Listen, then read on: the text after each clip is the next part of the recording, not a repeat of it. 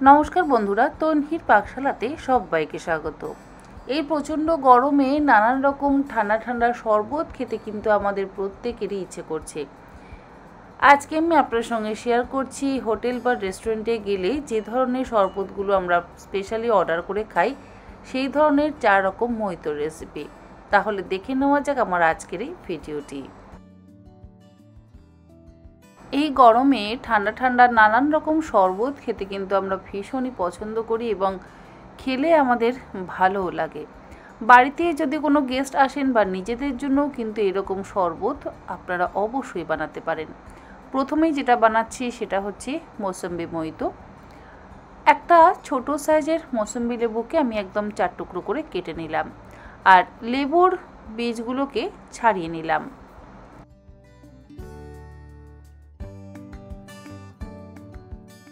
এর সাথে নেব একটা ছোট সাইজের পাতিলেবু। পাতিলেবুটাও একদম 4 টুকরো করে কেটে নিচ্ছি।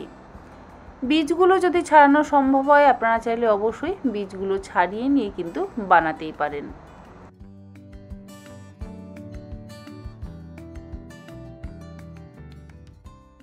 এবারেই শরবতি লেবুর টুকরো বা মৌসম্বি লেবুর টুকরোগুলো আর পাতিলেবুর টুকরোগুলো নিয়ে নিচ্ছি একটা কাঁচের জারের মধ্যে। কাঁচের জার যদি না থাকে তাহলে আপনারা স্টিলের পাত্রও কিন্তু অবশ্যই করতে পারেন, কিন্তু কখনোই কাঁসা, পেতল বা তামার পাত্র ব্যবহার করবেন না। এবারে একটা মাডলারের সাহায্যে আমি অল্প অল্প করে এগুলোকে স্ম্যাশ করে দিচ্ছি।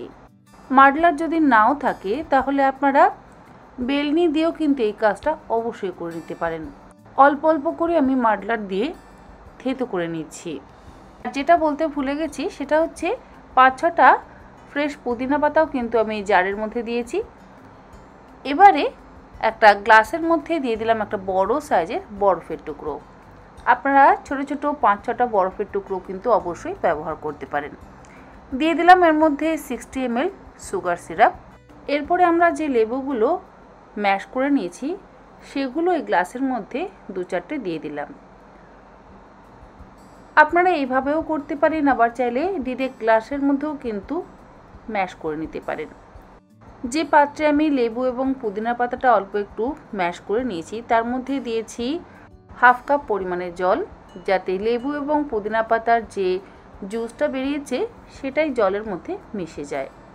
এরপরে এই জলটা আমি ছেঁকে নিয়ে ব্যবহার করছি যে গ্লাসের মধ্যে বরফ এবং সুগার সিরাপ দিয়েছি তার মধ্যে। এইভাবে করলে কি হয়, লেবুর বীজ বা লেবুর খোসাটা কিন্তু গ্লাসে থাকে না, খেতে বেশি ভালো লাগে।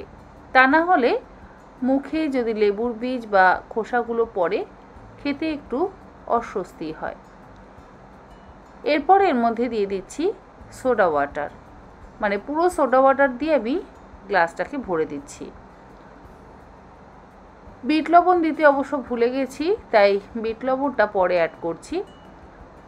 1/2 চা চামচ পরিমাণে বিট লবণ দিয়ে দিলাম। তারপরে ভালো করে মিশিয়ে নিচ্ছি।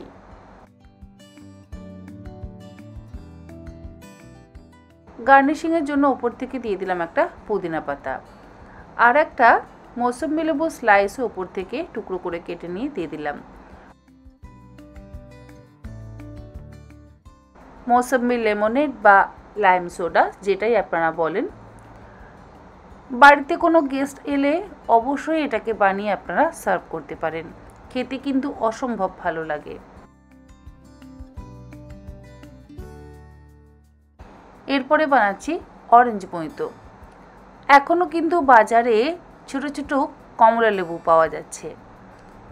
একটা কমলা লেবুকে আমি 4 টুকরো করে কেটে নিচ্ছি আর একটু বড় টুকরো করে কাটছি।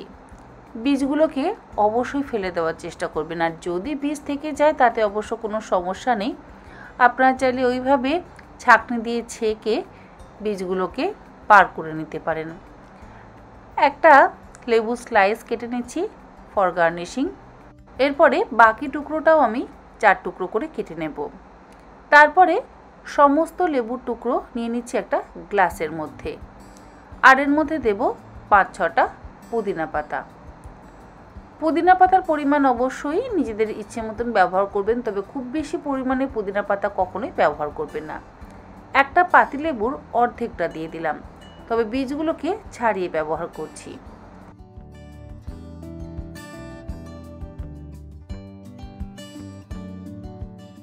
পাতিলেবুর টুকরোগুলো দেওয়ার পর আবারও মডলারের সাহায্যে একটু ম্যাশ করে নিচ্ছি। দিয়ে দেব আবারও একটা বড় সাইজের বরফের টুকরো। বড় সাইজের বরফের টুকরো না থাকলে 4-5টা ছোট ছোট বরফের টুকরো অবশ্যই ব্যবহার করতে পারেন। আর দিচ্ছি স্প্রাইট। স্প্রাইটের বদলে সোডা ওয়াটারও অবশ্যই ব্যবহার করতে পারেন। অল্প একটু স্প্রাইট দেওয়ার পর দিয়ে দিলাম 1/2 চা চামচ পরিমাণে বিট লবণ। বিট লবণটা দিয়ে এবারে স্প্রাইট দিয়ে আমি গ্লাসটাকে ভর্তি করে দেব।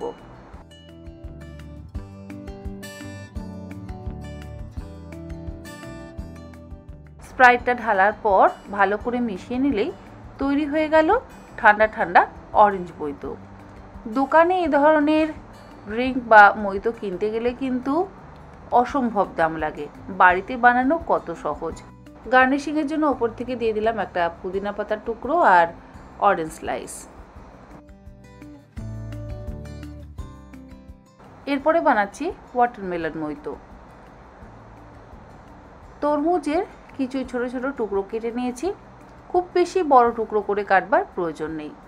টুকরোগুলো কেটে আমি গ্লাসের মধ্যে নিয়ে নিচ্ছি। এর সাথে দিচ্ছি 4টে পাতিলেবুর টুকরো, তার সাথে 4-5টা পুদিনা পাতা। এবারে ওই একই রকমভাবে একটা মাডলারের সাহায্যে মাডল করে নেব। তারপরে দিয়ে দিচ্ছি 1/2 চা চামচ পরিমাণে বিট লবণ। বিট লবণের বদলে আপনারা চাইলে চাট মশলারও অবশ্যই ব্যবহার করতে পারেন। আর দেব একটা বড় সাইজের বরফের টুকরো। তারপর দিয়ে দিচ্ছি স্প্রাইট। স্প্রাইটের বদলে আপনারা চাইলে সোডা ওয়াটারও ব্যবহার করতে পারেন। তবে সোডা ওয়াটার যদি ব্যবহার করেন সেক্ষেত্রে 60 ml আপনাদেরকে সুগার সিরাপ অবশ্যই ব্যবহার করতে হবে। আর 60 ml যদি মাপতে না পারেন তাহলে নিজেদের স্বাদ অনুসারে সুগার সিরাপটা অবশ্যই ব্যবহার করতে পারেন। 2 কাপ চিনি, 1/2 কাপের থেকে একটু বেশি জল দিয়ে মিনিট 7-8 ফুটিয়ে নিলেই সুগার সিরাপ কিন্তু তৈরি হয়ে যাবে।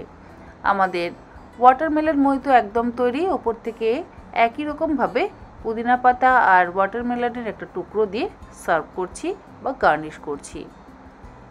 এবারে বানাবো ব্ল্যাক গ্রেপস মইতো। গ্লাসের মধ্যে নিয়ে নিলাম একটা ছোট সাইজের পাতিলেবু, আর পাতিলেবুগুলোকে 4 টুকরো করে কেটে নিয়েছি। তার মধ্যে দিয়ে দিলাম 5-6টা ফ্রেশ পুদিনা পাতা। পাতিলেবু এবং পুদিনা পাতাটাকেও মাডলার দিয়ে মাডল করে নেব। এরপরে এর মধ্যে দিয়ে দিচ্ছি একটা বড় সাইজের বরফের টুকরো। আবারও বলছি, বড় সাইজের বরফের টুকরো না থাকলে 4-5টা ছোট ছোট বরফের টুকরো দিয়ে দেবেন। 1/2 চা চামচ পরিমাণে দিয়ে দিলাম চাট মশলা, আর দিচ্ছি 60 ml সুগার সিরাপ। এরপরে এর মধ্যে দিয়ে দিচ্ছি ব্লেন্ড করে নেওয়া কালো আঙুর। 10 থেকে 12টা কালো আঙুর আমি ব্লেন্ডারের মধ্যে ব্লেন্ড করে নিয়েছি, সেটা কিন্তু এর মধ্যে দিয়ে দিলাম। আর ওপর থেকে দিয়ে দেব সোডা ওয়াটার।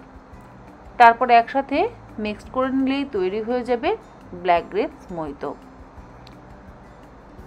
একই রকমভাবে গার্নিশ করে আপনারা সার্ভ করতে পারেন।